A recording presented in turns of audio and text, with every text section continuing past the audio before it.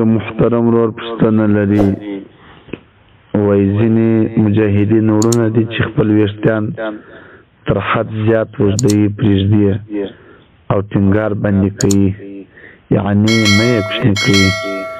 نو بناءً پوښتنه مو دا ده چې د شریعت مطهره څه حکم دی، یعنې په کم اندازه باندې باید دغه ویښتان دا پرېښول شي.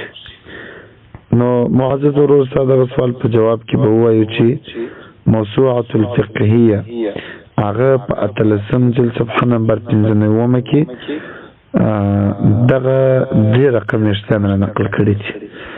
اول دا چې هغه سړی چې د غوږو تر نرمیو پورې ورسېږي چې دې ته په عربي کلمه ویل کېږي، دا اول قسم دی.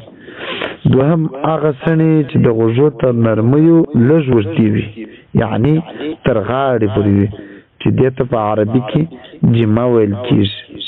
او دریم هغه سړی چې تر اوږو پورې وي، یعنې تر اوږو پورې وي چې دې ته په عربي کې وفره ویل کېږي. دغه 3 اقسام چې موږ ذکر کړه چې هر رقم سړی اختیاري جائز دی، اما تر دې چې اوږده شي بیا جواز نه لري او باید اجتناب او پرهیز ځینې وشي. البته سنت طریقه دا ده چې د سر په مابین کې به لاره باسي. هغه موسوعة الفقهیه داسې عبارت راوړي 18 جلد صفحه نمبر 59.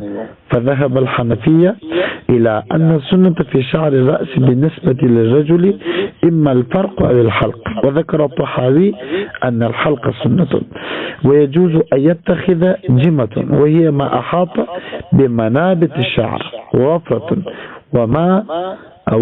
وهو ما زاد على ذلك إلى شحمة الأذنين ويكون أطول من ذلك. ده عبارة